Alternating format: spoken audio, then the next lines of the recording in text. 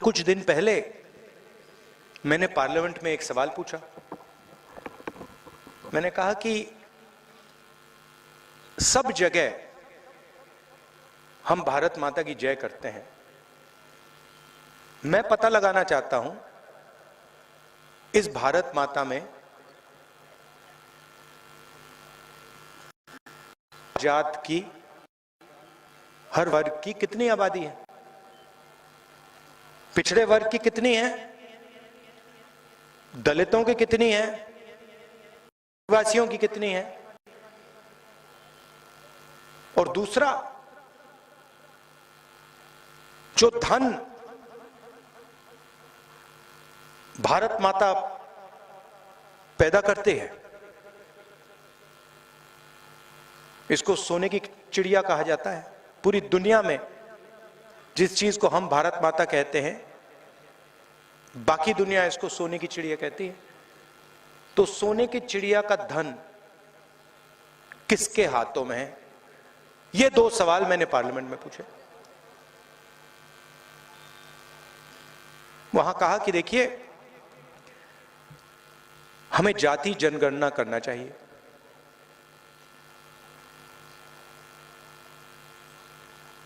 मैं आपसे पूछूं कि देश में या राजस्थान में पिछड़ी जात के कितने लोग हैं? यहां पे कोई जवाब नहीं दे पाएगा। बताइए, हिंदुस्तान में पिछड़ी जात के कितने लोग हैं? कोई नहीं बता सकता। सब लोग जानते हैं कि बहुत बड़ी आबादी है, मगर यह कोई नहीं कह सकता कि भाई 40% है, 50% है, 60% है, 70%, यह कोई नहीं बता सकता। अब आप पूछोगे तो क्या हुआ? अगर पिछड़ों की आबादी नहीं मालूम तो क्या? मैं आपको बताता हूं। देश को एमपी और एमएलए नहीं चलाते हैं। आप किसी भी बच्चे से पूछो क्या बनना चाहते हो, इस मीटिंग के बाद आप जाओ, 10 साल का बच्चा, उससे पूछो भैया क्या बनना चाहते हो, आपको बोलेगा मैं आईएएस अफसर बनना चाहता हूं। क्यों? क्योंकि देश को आईएएस अफसर चलाते हैं। एमएलए एमपी 5 साल के लिए आते हैं, 5 साल के बाद इलेक्शन होता है। आईएएस के अफसर एक बार बैठ जाते हैं तो 30-35 साल वो काम करते हैं। तो देश को 90 लोग चलाते हैं।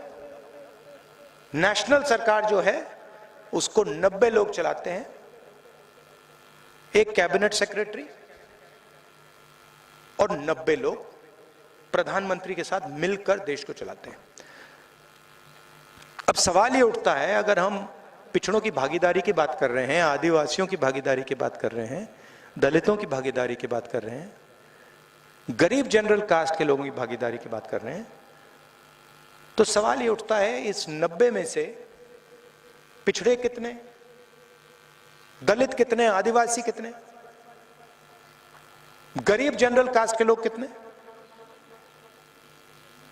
यह सवाल मैंने नरेंद्र मोदी के सामने पूछा पार्लियामेंट हाउस में, और मैंने साफ कहा कि नरेंद्र मोदी जी, जहां भी आप जाते हो,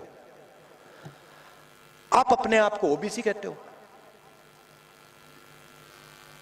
ओबीसी शब्द से आपने चुनाव जीत लिया। 12,000 करोड़ का हवाई जहाज है, उसमें आप घूमते हो, विदेश जाते हो, हर रोज नया कपड़ा पहनते हो, 12 करोड़ की गाड़ी में घूमते हो। ओबीसी शब्द का आपने फायदा तो उठाया, मगर हिंदुस्तान के ओबीसी को यह भी बता दो उनकी शक्ति कितनी है, आबादी कितनी है। नरेंद्र मोदी बिल्कुल चुप हो गए, एक शब्द नहीं बोले।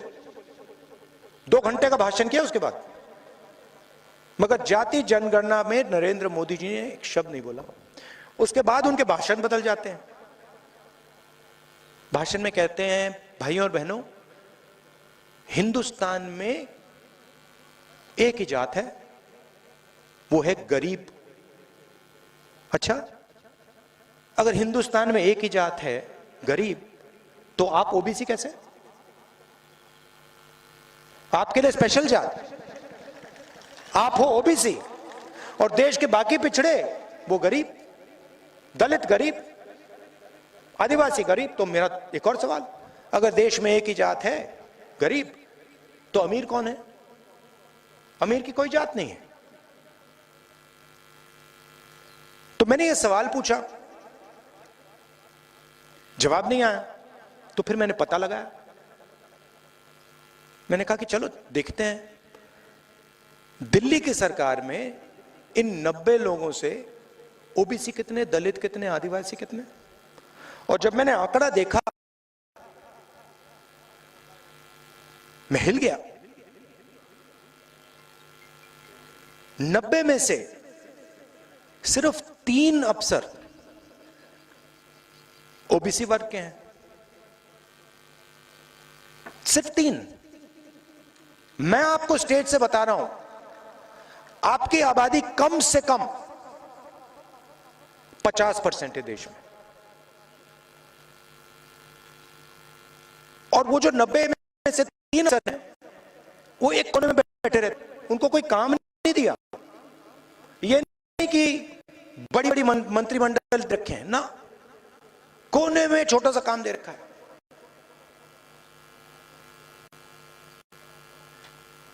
अगर हिंदुस्तान कार 100 रुपए खर्च करते, तो वो ओबीसी अफसर जो हैं 3, उनकी भागीदारी 5 रुपए पे, आबादी 50%, भागीदारी 5%। नरेंद्र मोदी 24 घंटा कहते हैं ओबीसी की सरकार चल रही है।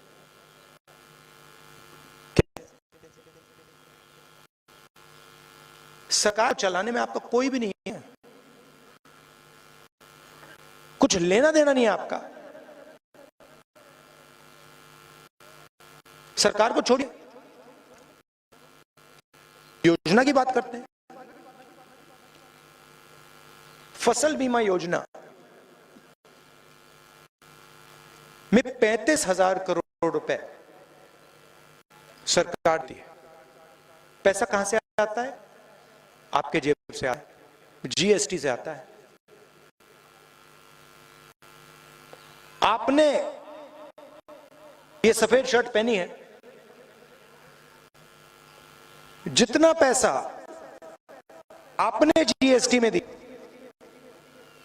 उतना ही पैसा अदानी इस शर्ट के लिए देगा। गरीब से व्यक्ति पेट्रोल खरीदता है, 1 लीटर पेट्रोल खरीदता है, जितना पैसा जीएसटी में वो देता है, उतना पैसा अदानी देता है। तो पैसा किसका? पैसा पिछड़ों का, 50% आपकी आबादी। पैसा गरीब जनरल कास्ट के लोगों का,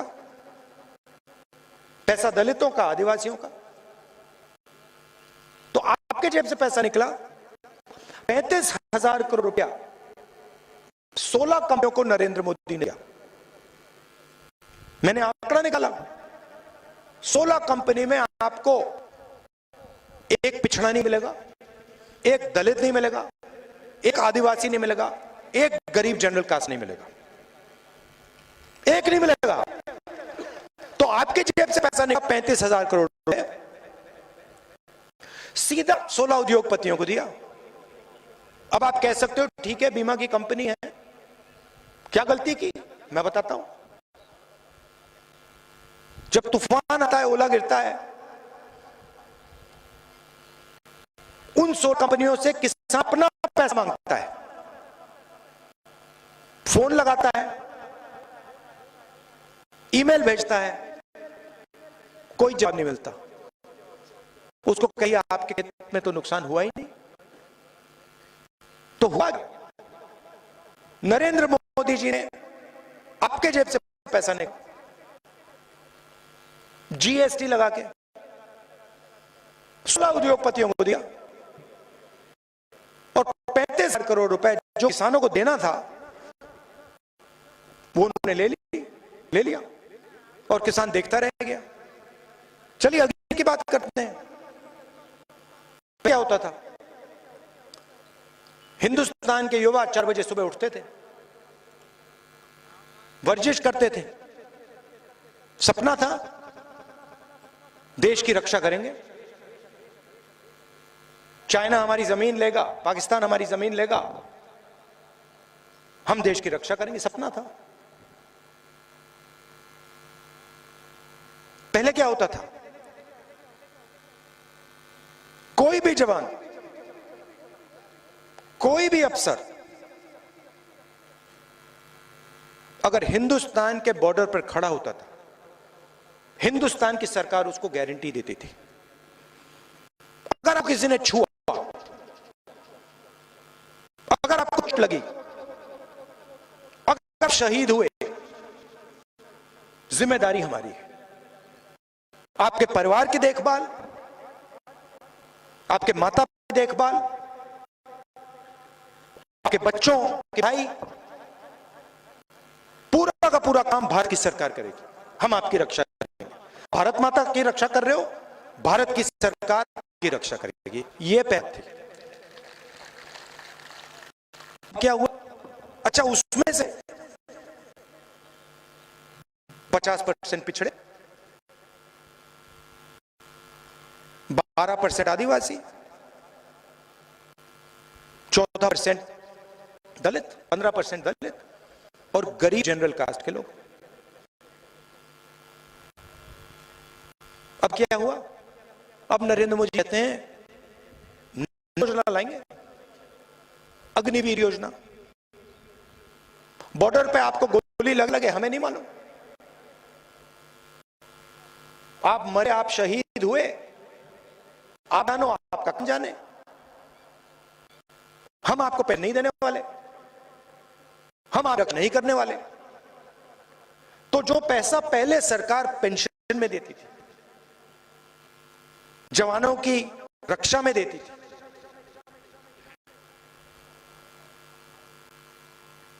वो पूरा का पूरा नरेंद्र मोदी जी ने अदानी जी को देना शुरू कर दिया। अदानी जो हथियार खरीदना चाहते हैं खरीद सकते हैं। इजराइल से, अमेरिका से, रूस से जो भी हथियार खरीदवाने हैं अदानी जी खरीदते हैं।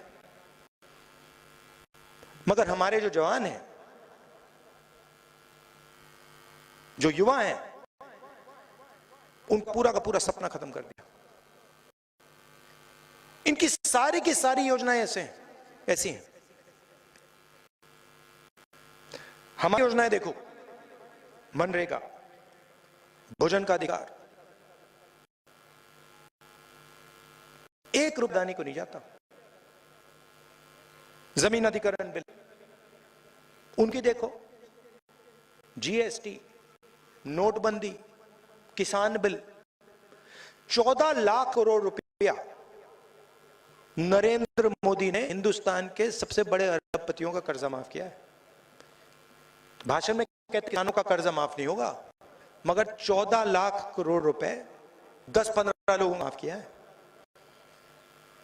उनकी कंपनी में एक पिछड़ा नहीं मिलेगा, एक दलित नहीं मिलेगा, एक आदिवासी नहीं मिलेगा, एक गरीब जनराष्ट्र का नहीं मिलेगा। यहां पे भीड़ है, आप लोगों ने इलाज करवाया होगा, बीमारी तो लगी होगी, किसी को डायबिटीज होगा, किसी को चोट लगी होगी, हाथ पैर टूटा होगा। इस भीड़ में राजस्थान में किसी ने इलाज के लिए 1 रुपया नहीं दिया है, पूरा फ्री में हुआ है, पूरा मुफ्त में किया है हमने। अदानी को 1 रुपया नहीं दिया। तो ये फर्क है उनमें और हम में। देखिए, जेब कतरा कभी अकेला नहीं आता है, 3 लोग होते हैं, 3 आते जेब कतरा अकेला आएगा, सामने से आएगा कैसे काटेगा जेब? सामने से आएगा कैसे काटेगा? तीन आते, एक सामने से आता है और एक दूर से दिखता है। सामने है, आपका ध्यान इधर उधर करेगा, इधर उधर की बात करेगा, कहेगा देखो भाई नीचे कुछ गिर गया, आपका ध्यान इधर उधर जाएगा। जैसे आपका ध्यान इधर, पीछे से नंबर 2 आता है, वो ब्लेड लेके जेब काट देता है।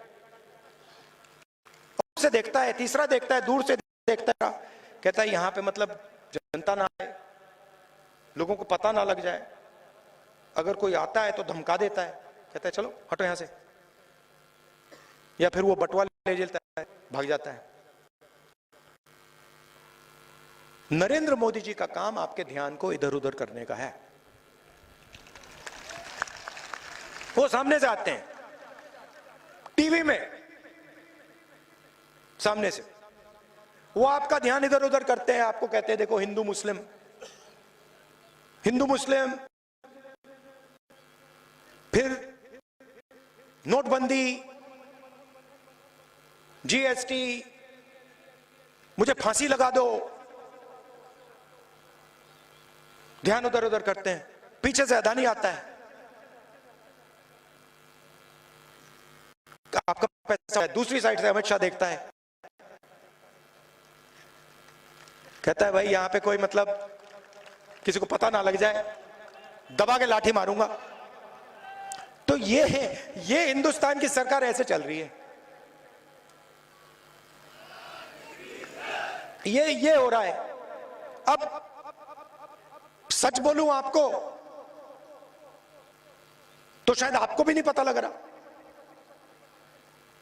आप पेट्रोल भर रहे हो मोटरसाइकिल में, आपको भी नहीं समझ आ रहा कि भैया हमने 1 लीटर भरा, जैसे हमने ये बटन दबाया उधर अदानी की कंपनी में पैसा जा रहा है।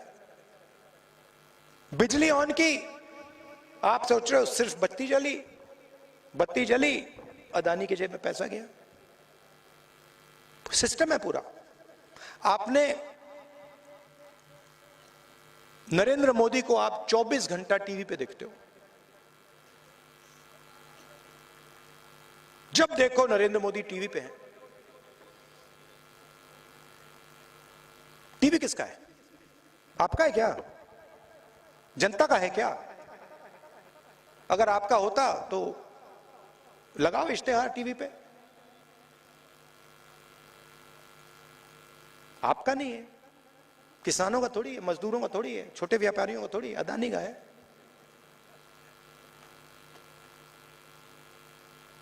तो अदानी जी को पैसा देते हैं, एयरपोर्ट देते हैं, पोर्ट देते हैं, सड़कें देते हैं, सीमेंट के प्लांट देते हैं, कानून बनाते हैं उनके लिए, नोटबंदी करते हैं, और अदानी जी नरेंद्र मोदी जी को 24 घंटा टीवी पे बैठाते हैं।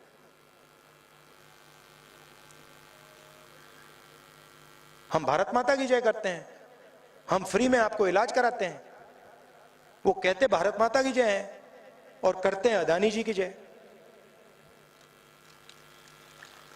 तो हमने 7 गारंटी आपके लिए चुनाव के बाद, 7 गारंटी हैं आपके लिए कांग्रेस पार्टी की। सबसे पहले हमारी जो माताएं हैं, हर परिवार में महिला को राजस्थान के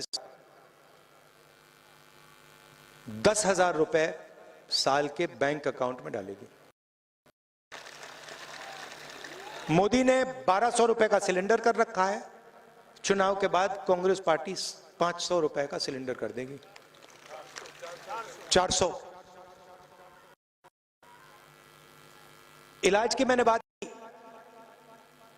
आज 25 लाख रुपए तक का इलाज होता है, सरकार आने के बाद 50 लाख रुपए तक का इलाज हो जाएगा।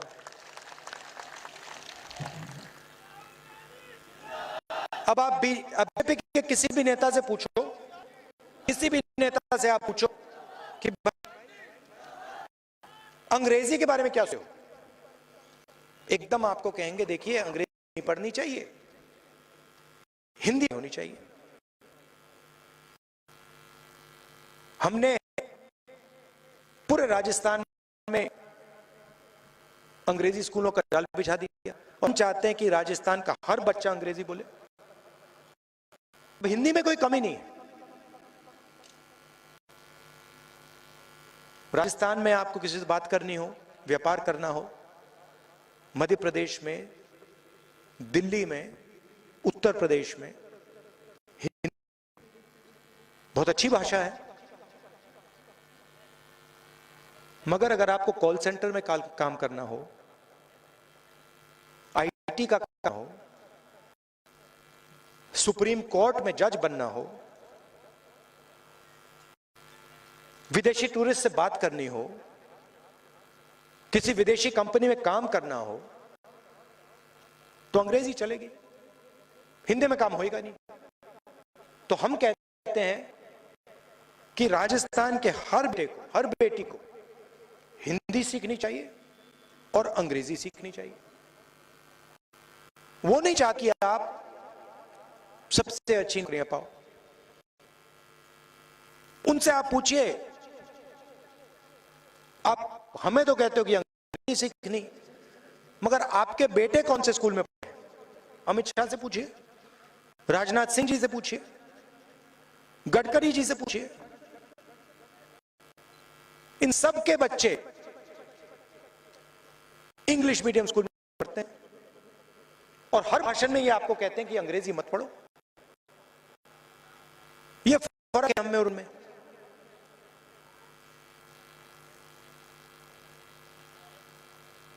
आपको चुनना है। आप स्वास्थ्य योजना चाहते हो, 500 रुपए का सिलेंडर चाहते हो, महिलाओं के लिए 10,000 रुपए चाहते हो, ओपीएस चाहते हो, पुराना पब्लिक पेंशन स्कीम, या फिर अदानी सरकार चाहते हो, अरबपतियों की सरकार चाहते हो। ये सारी की सारी योजनाएं हैं, बीजेपी की सरकार आएगी सारी की सारी बंद हो जाएंगी। ये आपको जो फ्री में स्वास्थ्य की योजना मिल रही है, पुराना पेंशन स्कीम, 500 रुपए का सिलेंडर, ये सारा का सारा उठा के इसका पैसा अदानी जी के जेब चला जाएगा। चुनना आपने है। राजस्थान की सरकार ने पिछले 5 साल बहुत अच्छा काम किया है, ऐतिहासिक काम किया है। पूरी दुनिया में हमारा जो स्वास्थ्य का स्कीम है, पूरी दुनिया में ये मशहूर है। बाहर देश से एमपी आते हैं, मुझसे मिलते हैं, मुझे कहें कि राजस्थान ने स्वास्थ्य के लिए ऐतिहासिक काम किया है, छत्तीसगढ़ ने किसानों के लिए ऐतिहासिक काम किया है। ये स्कीम आपका है, ये पैसे आपके हैं। हमारी सरकार आएगी, मैंने जाति जनगणना की बात की, पहला काम यहां पे जाति जनगणना का होगा। नेशनल लेवल पे हम आएंगे, जाति जनगणना हम पूरे देश में करेंगे और पिछड़ों की आबादी, जितनी आबादी है उतनी भागीदारी हम पिछड़ों को देंगे, दलितों को देंगे, आदिवासियों को देंगे, जनरल कास्ट के लोगों को देंगे। ये 2 हिंदुस्तान हमें नहीं चाहिए। हम मानने को तैयार नहीं कि 2 हिंदुस्तान बने, एक अदानी वाला, उसमें हवाई जहाज में लोग उड़े, 24 घंटा मौज करें, और दूसरी तरफ सच्चा हिंदुस्तान, भारत माता अपना खून पसीना दे, 24 घंटा अपना खून पसीना दे और उसको कोई फायदा ना मिले। ऐसा हिंदुस्तान नहीं चाहिए। इसको बदलने का एक बहुत बड़ा कदम, ऐतिहासिक कदम, क्रांतिकारी कदम जाति जनगणना है। मैं आपको बता रहा हूं, जाति जनगणना के बाद हिंदुस्तान बदल जाएगा, बदल जाएगा। क्योंकि पिछड़ों को, दलितों को, आदिवासियों को, गरीब जनरल कास्ट के लोगों को पता लग जाएगा उनकी शक्ति कितनी है। आपकी शक्ति के सामने अदानी नहीं खड़ा हो सकता, मगर आपकी शक्ति के बारे में आपको बताया नहीं जाता, और हम आपको आपकी शक्ति दिखाना चाहते हैं। आप सब आए, इतने प्यार से आपने मेरी बात सुनी, आपका दिल से धन्यवाद करता हूं। आप हर रोज नफरत के बाजार में मोहब्बत की दुकान खोलते हैं।